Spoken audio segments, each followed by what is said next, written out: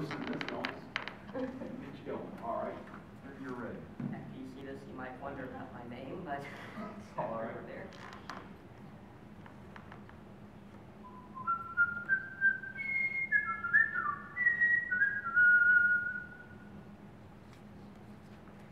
Have you heard? General Leclerc is on the way to Paris with the 2nd Armored Division. The day of our liberation is at hand. After more than 4 years of occupation, we will finally be free of Hitler's oppression. Vive la France! But you see, the battle is not won yet. We must still keep the Germans from destroying our city. I have just returned from the prefecture of police, our headquarters. I have been informed that the Germans plan to destroy our city. See, they have planted explosives under all 48 of our bridges over the River Seine, at over 200 of our factories, and at all of our water and power plants. And to make matters worse, they have planted explosives under the Eiffel Tower, the Louvre, the Arc de Triomphe, and the Notre Dame. Think of it, 2,000 years of history, and they want to destroy it. I know you are tired. We have been fighting for 6 days without food, very little water, barely enough sleep, barely enough ammunition. But we must continue to fight just a little longer. The end is near. I can feel it. Soon we will be free. Free of this oppression, free of tyranny, and free of this. We have been through so much together. Remember how we cried in 1940. Marshal Pétain capitulated to the Germans. We thought all was lost, but then we heard General de Gaulle broadcast from London, where he was heading up the Free French forces. And we heard his speech in which he said, "No matter what happens, the flame of the French resistance must not be extinguished and will not be extinguished." After that, we joined the resistance. Do you remember how we used these to blow up the railroad tracks to keep the Germans from moving trains with ammunition and troops? And how we used these to ambush the German convoys and blow their trucks up? And remember how we cut their wires so that they could not talk on their communication, so that they could not communicate with each other? And how we changed their signposts so that they didn't know which way they were going? We did everything that we could to stop them. We hid pilots when they were shot down over our country. We sent messages to the Allies about German troop movements, where they were going, when they would be there, how many they would have. No longer can the world say that we were cowards like Pétain and the rest of the members of the Vichy government. Then, the Gestapo, they infiltrated our resistance cells. They arrested us, men, women, and children. They put us in prisons and death camps. They tortured us. And they killed thousands more. Why? Because we are Frenchmen. Because we love our country. And even though many more of us may die before this is over, we will continue to fight till the Germans are gone. See, 2 resistance movements sprung up during the occupation. One was like ours, was the Gaullists under General de Gaulle. But the other one, it was under a man named Colonel Roll. They were communists. But you see, we all wanted to be free of the Germans, but the communists, they wanted France to be a communist country. And we, de Gaullists, we wanted it to be a free France under de Gaulle with a provisional government. We all want to be free of the Germans, and we all fight the Germans, but we fight within our own ranks. General de Gaulle did not want this uprising. He knew that the Allies would come for Paris and France anyway. He then found out that the Allies weren't going to take Paris. You see, it would cost them too much money, too much food, and most importantly, too much gasoline, which is in very short supply. With a population of 4 million Parisians, we're just too expensive to liberate.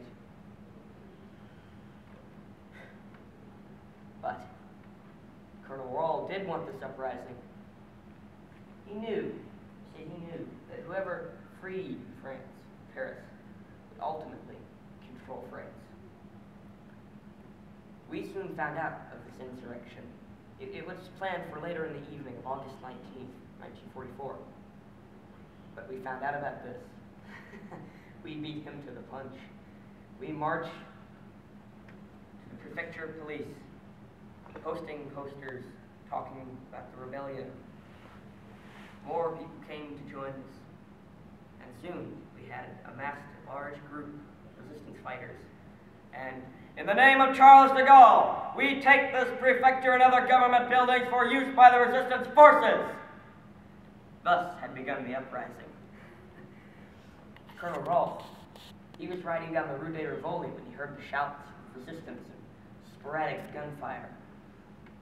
He then realized that we had started the uprising before him.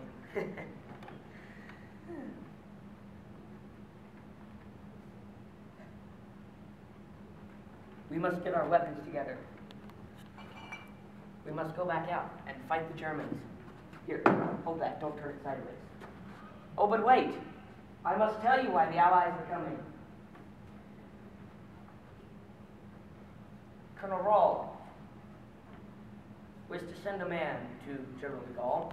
His name is Gallat, and he was to ask for arms and munitions to be dropped upon Paris. You see, Rolfe knew that if the Allies came to Paris, all hopes of a communist France would be crushed. But one of our men, Dr. Minot, he soon learned of this. He offered to escort Gallois to the Allies. Now, Minot, he convinced Gallois that it would be absolutely disastrous if the Allies were to just drop munitions and arms on Paris. You see, the Germans could get them and use them against our forces. So Minot convinced him to not only ask for the arms and munitions, but for the Allies along with them. The communist, of course, he went with it. So when Gallois met with Siebert the next morning, he pleaded with Siebert to send the Allies to Paris. Siebert, being moved by Gallois' plea, went to General Eisenhower. General Eisenhower then ordered Omar Bradley and his 4th Infantry Division and General Leclerc, 2nd Armored Division, to head for Paris. See, Gallois, he achieved something that not even General de Gaulle could, and at the expense of the filthy communists. The last I've heard of it, the Allies are only 32 kilometers outside of the city. They will be here any time, possibly tomorrow. We must fight just a little longer till they arrive. Last I heard of the German movements, General von Schultz had received a telephone call. I just noticed you don't have a helmet. Here, put this on, or you'll be kicking your brains out of the street. But you see, von Schultz, he got a telephone call from Hitler, wanting to know if Paris is burning. Well, let me tell you, Hitler, it is not Paris that will burn, and Paris is not burning. It will be you! Any questions? Okay. Thank you so much. That was fun. Wow. I've got to ask, because at least I know on this question I'm supposed to ask you, but some of these things, are they from World War II, some of these? This one is, so is this.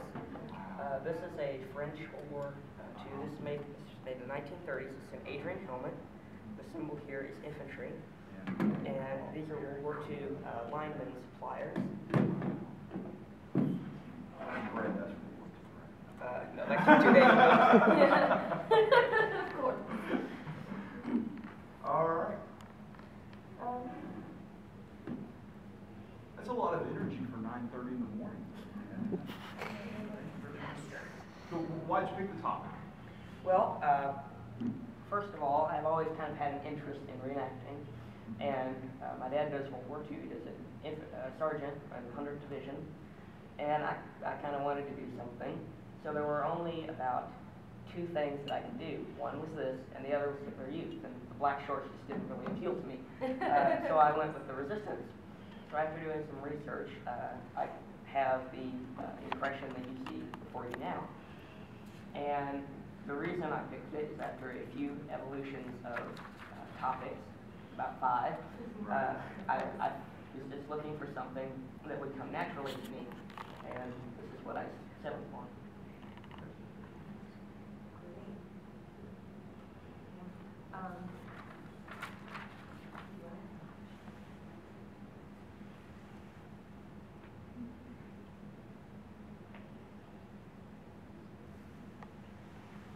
Okay, all right, so what were some of your biggest obstacles in creating this project?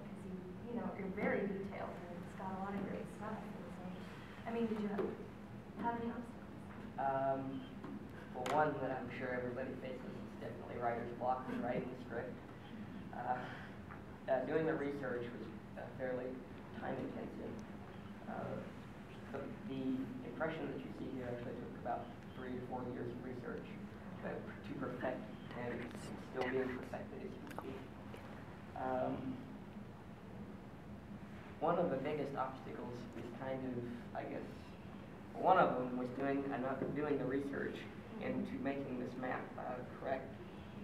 If you look in detail here, let's see, where is it? Right here, you have the Bastille, and if you notice the X's, that was one of their main headquarters. All the circles here are explosive charges. This is encircled, this entire loop here. And you have all the major train stations and telephone exchanges circled. All the little circles over the blue are the rivers. And all of the this is Arc de Triomphe. Here you have the Notre Dame. This is Napoleon's tomb. It's the Louvre. And somewhere here, the Tower d'Eiffel. In your mind, you have been on this for years. Oh, that helps a little bit of that. Have you been here before? Yeah. Yes, sir. I've been here. I've been. And you will see it. It's natural. I studied in college, and I found out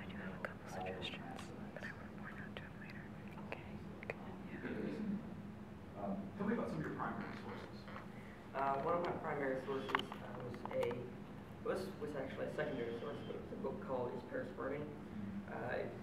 There's a movie based off of it by the same title, and it was based off the memoirs of General von Schultz, and it was also based on some of the correspondence between the Allies, Colonel Rahl, General de Gaulle's memoirs, things like that. And that was my biggest source, period.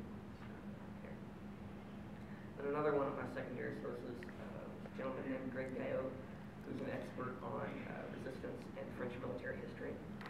And that's where I got a lot of my information on the actual battle itself.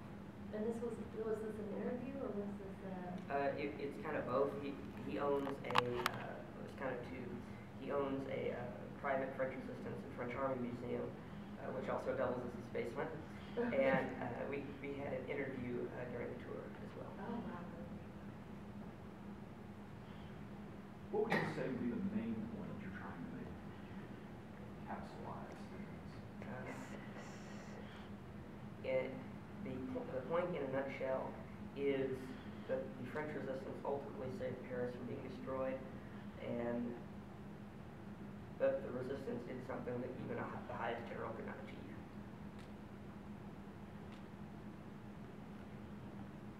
Well, this is a lot of fun. Very cool. And on one of the questions about the originals, it's also an original French musette bag from early World War II.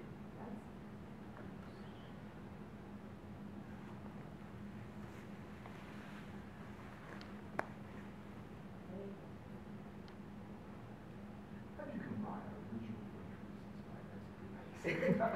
It was given to me by Great guy. Oh, okay, right. I'm good. Really great. Thank you very much. It was informative, it was entertaining, it was really great. I really enjoyed it.